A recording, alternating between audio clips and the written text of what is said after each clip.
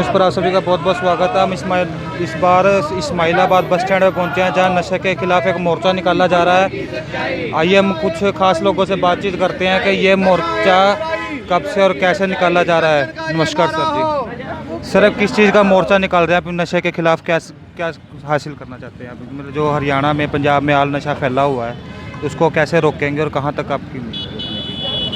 सबसे पहले तो आपका स्वागत है, धन्यवाद है। आप हमारे समाज के चौथे स्तंभ हो। आज हरियाणा में नशे का जो कारोबार है, जो नशे के लोग लिप्त हैं, उनको देखकर बहुत ही दुख होता है और इसको रोकने के लिए हमारी भारत सरकार, हमारी हरियाणा सरकार तत्पर है। हमारी हरियाणा सरकार ने अभी 3-4 महीने पहले ही हरियाणा में एनसीबी की तर्ज पर, जैसे एनसीबी भारत सरकार का है, उसी पर हरियाणा राज्य का नारकोटिक्स कंट्रोल ब्यूरो खोल दिया है। और उसके जो पहले अधिकारी लगाए गए हैं वो हैं श्रीकांत यादव, भारतीय पुलिस सेवा अतिरिक्त पुलिस महानिदेशक हैं, जो नारकोटिक्स कंट्रोल ब्यूरो हरियाणा को प्रमुख हैं पूरे हरियाणा में, जिन्होंने नशा मुक्त करने का बीड़ा उठा लिया है।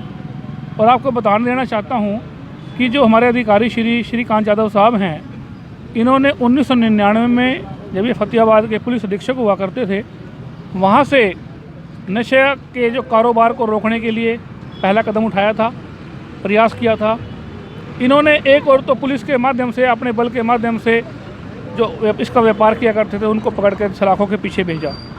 परंतु उन्होंने एक ऐसी भावना उत्पन्न हुई उनके मन में, उन्होंने देखा कि जो नशे के कारोबार करते हैं उनको तो हमने पीछे जेल में भेज दिया, परंतु जो ऐसे पीड़ित लोग हैं जो नशे में ग्रस्त हो गए थे और जिनका जीवन आज ख़त्म हो गया है, जिनका परिवार समाप्त हो गया है, तो उन्होंने क्या किया, एक प्रयास संस्था का गठन किया।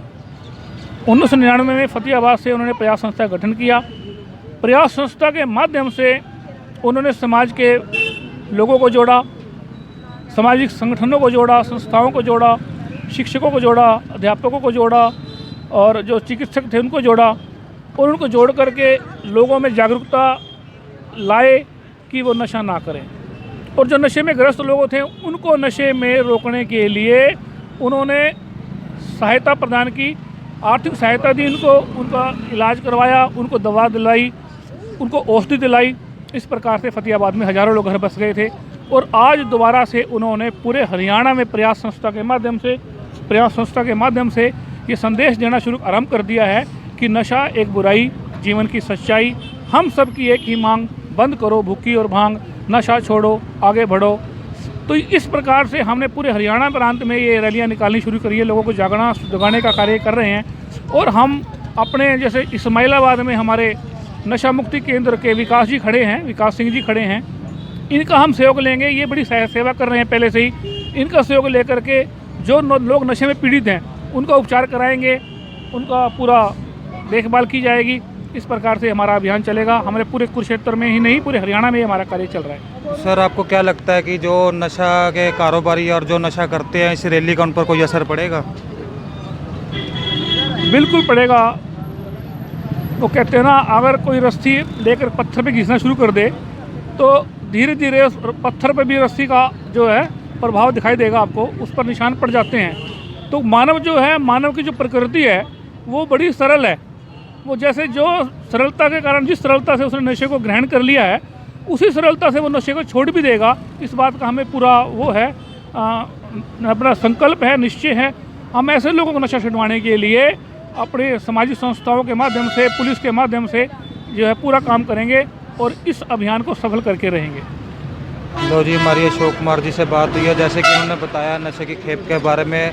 अब हमारे साथ एक भाई साहब और हम इनसे बातचीत करते हैं कि जो इन्होंने अपना नशा मुक्ति केंद्र खोला है, कि ये किस हद तक अपना नशा छुड़वाने का काम करेंगे और कैसे करेंगे।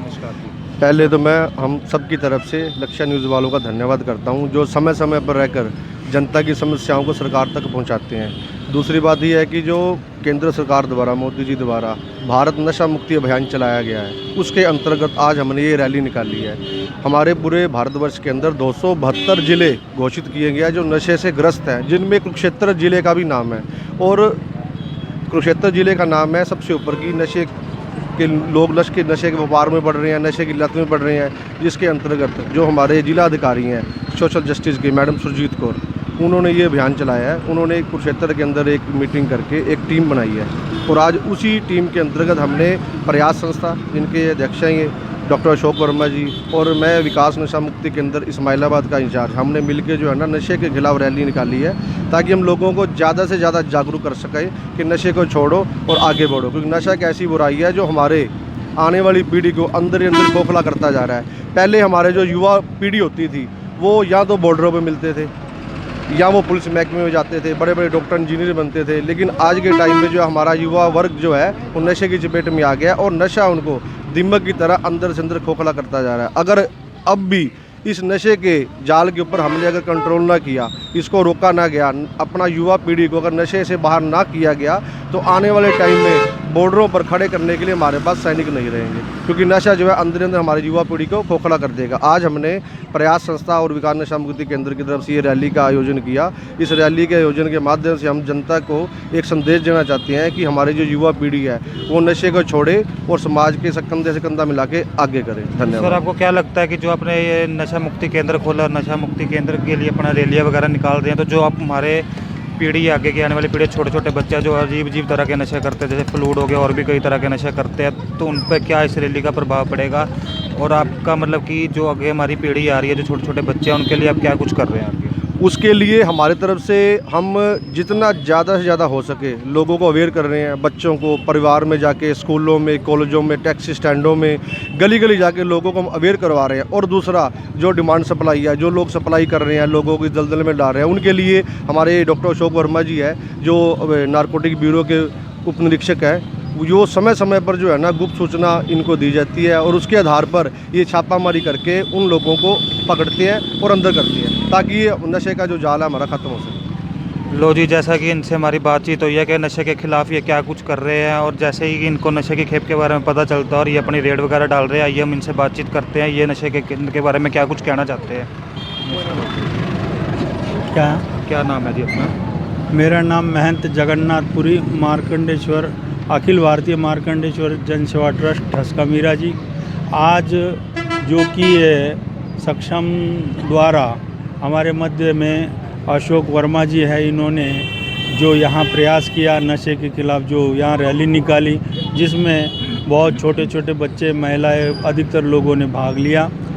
हमारे महात्मा जी, हमारे गुरु जी कहते थे कि अंग्रेज़ जब यहाँ भारत में आए थे तो उन्होंने जो व्यापार का बहाना बना के आए और देश को उन्होंने देश पे कब्जा किया, तो वो सोच रहे थे कि भारत देश में हमारा राज ज़्यादा देर टिकना मुश्किल है, और इसी कारण उन्होंने जब इसके बारे में विचार करके एक चाय की लत हमें शुरुआत में लगाई थी, धीरे धीरे वो शराब की ओर जाके भारत पे अगर राज करना है तो यहाँ के वीरों को नशे में डालना बहुत ज़रूरी है। वो जो लगाया हुआ पेड़ है आज इतना फैल चुका है कि हर घर बर्बाद हो रहा है।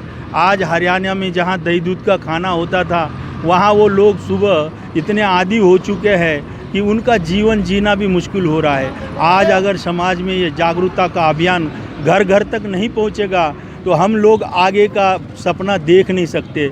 इसलिए मैं यही चाहता हूँ कि ये अभियान घर घर तक पहुँचाने के लिए हर व्यक्ति को आगे आना होगा और खुद दिल से इसका प्रचार करना होगा। जब जिस व्यक्ति की संख्या ज़्यादा होती है, इस समय हरियाणा में खास करके कुरुक्षेत्र के आसपास के ज़िले और गाँव में नशे का इतना प्रमाण बढ़ चुका है कि लोग एक शान समझ रहे नशा करना। आज न नशा करने वाले की संख्या कम है, उनको छिपना पड़ रहा है उनसे। इस बुरी आदत को छोड़ने के लिए हर अच्छे आदमी को आगे आके इसमें भाग लेना होगा और जो प्रमाण बढ़ा है इसको घटाना होगा, वरना हमारी आने वाली नस्लें निश्चित खराब हो जाएगी। ये एक बहुत ही बड़ा समाज का कार्य है, तो इसलिए मैं सबसे आग्रह करूंगा कि इसमें बढ़ चढ़ के भाग ले। धन्यवाद।